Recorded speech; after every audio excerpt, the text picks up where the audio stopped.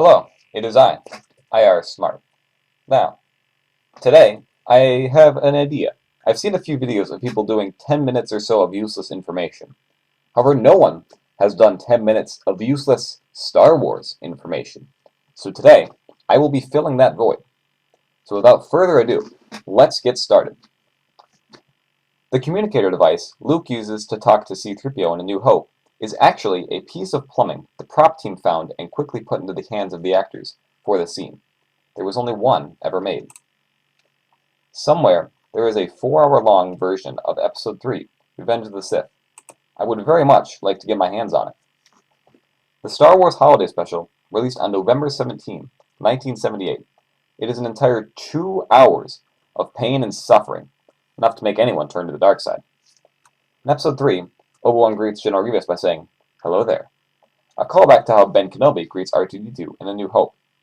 And in a Clone Wars episode set before Episode 3, General Grievous greets Obi-Wan by saying, "Hello there," implying that Kenobi stole the line.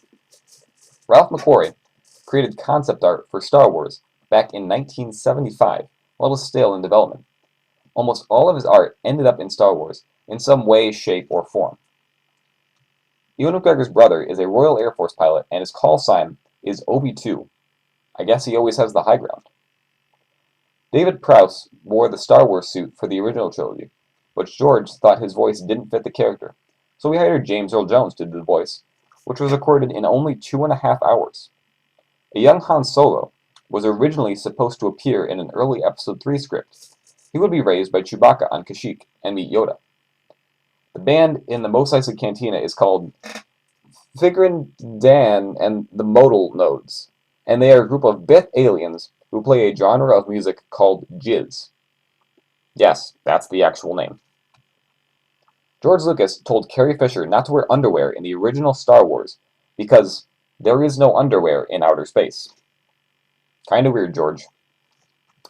Luke Skywalker has a green lightsaber in Episode 6, the first time this color appeared. It was originally supposed to be blue, but green contrasted better with the Tatooine sky.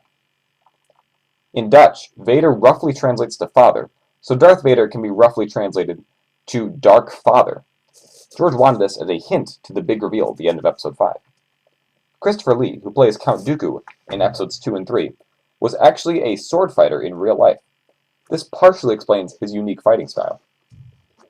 Luke Skywalker's name was originally Starkiller, but people told George to come up with a nicer name for the main character.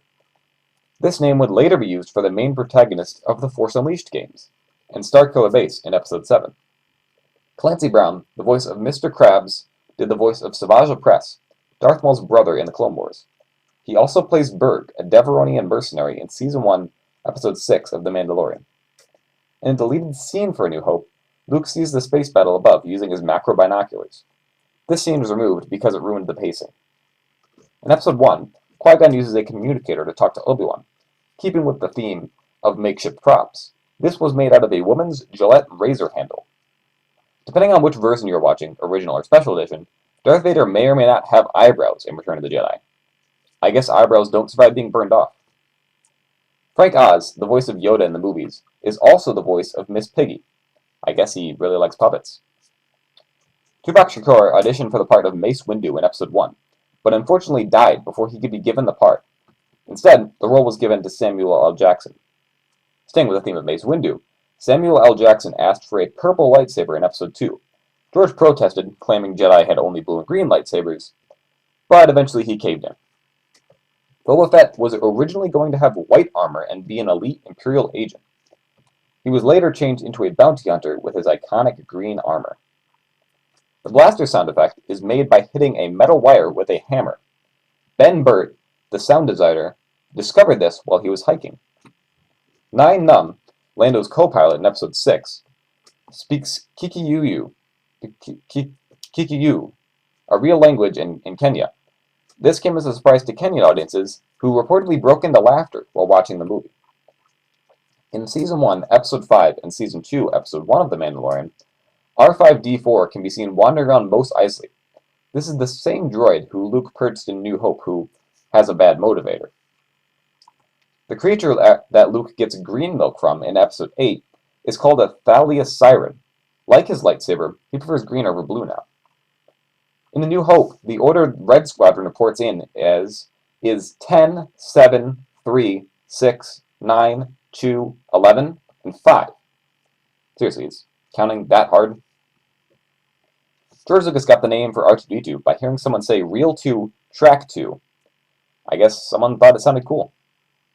D. Bradley Baker, the voice of every clone in the Clone Wars, also voiced Perry the Platypus in the show Phineas and Ferb. He also does a ton of other voice acting, but I don't have enough time to cover it here. The AT-AT driver in Episode 5 is repainted TIE pilot armor because they needed to save money. Also, I refuse to call it an AT-AT. The interrogation droid in the original Star Wars has British made printed on the syringe. Has British imperialism gone too far? Han Solo's iconic reply of, "I know," when Leia says, "I love you," was made up on the spot by Harrison Ford. George wanted him to say, "I love you too," but thankfully we got the better version. And speaking of Han Solo, Harrison Ford wanted Han to die after being frozen in carbonite, not just to leave the movie, but to bring more emotional weight to the characters. He got his wish when Han was killed in Episode 7. Ilan Sleazebagano is the name of the character who tries to sell death sticks to Obi-Wan in Episode 2. He has his own action figure. In many prequel scenes, Ian McGregor had to be muted because he kept making his own lightsaber noise during fights. But come on, we'd all do the same. In the Clone Wars TV show, General Grievous and Anakin never meet, so that the scene in Episode 3 where Anakin says, "General Grievous, you're shorter than I expected," still makes sense. Perhaps for the writers on this one. One of the asteroids in the chase scene of Empire Strikes Back is actually a potato. Considering a giant space slug lives here, a giant potato isn't that far off. In The Force Awakens, Rey has a vision where she hears Obi-Wan calling to her. This was made by sound mixing a clip of Alex Guinness saying "afraid" and Ewan McGregor recording the line. Despite Luke and Leia being twins, Mark Hamill is 3 years older than Carrie Fisher. Makes sense, right?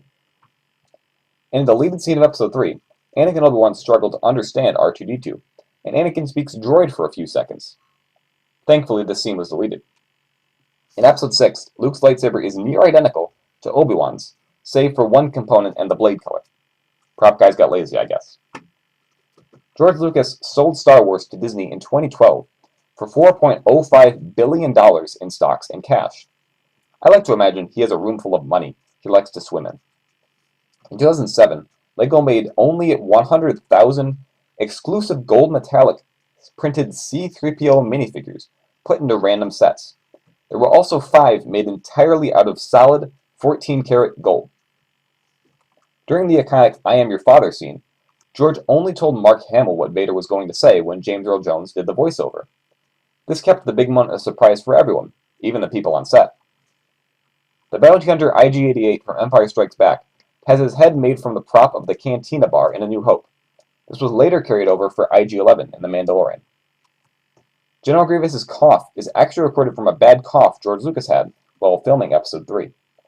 George just came into work one day, had bronchitis, and they recorded it. Most of the blasters from the original trilogy are leftover props from World War II movies, just with extra bits added on to make them look more spacey. George also thought this made the guns look more believable. "I have a bad feeling about this" is a line that appears in almost every form of Star Wars media. In Episode 8, it is implied that BB-8 beeps this line, in which Poe responds by saying, "Happy beeps here, buddy, come on." Also appearing in most movies is the Wilhelm scream, a common movie sound effect. If you don't know what I mean, look it up. I am sure you've heard it somewhere. Originally, George wanted the opening of lines of Star Wars to say, "A long time ago in the not-too-distant future." Then, someone pointed out to him that this makes no sense at all. In Episode 5, a character can be seen running with an ice cream maker in hand during the Bespin escape. A similar prop would later be used in The Mandalorian to store the Beskar ingots. There are a total of 14, give or take, hands severed in the Skywalker saga, none of which come from the sequel trilogy. During the trash compactor scene, Mark Hamill burst a blood vessel, presumably from holding his breath underwater for so long. The crew accounted for this by filming only the one side of Luke's face for a while. TIE Fighter cockpit windows look different from the inside and outside. I made a full video on this if you're interested, so go watch that. Alright, shameless self-promo over. Jeremy Bulloch, who played Boba Fett in the original trilogy, was only cast because he could fit into the pre-made suit. His voice was later replaced with Tamora Morrison in the special edition. In the Disney Plus version of A New Hope, there is exactly one change, adding Greedo saying "McClunky" during the shootout scene at the bar. It roughly translates to "this is the end for you." Originally, R2-D2 would speak English instead of beeping. He was originally quite sassy.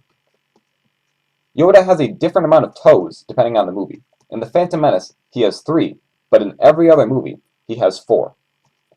After the filming of Episode 4, Mark Hamill got into a car accident, scarring his face. This is not the reason why he appears scarred after the Wampa attack in Episode 5, though.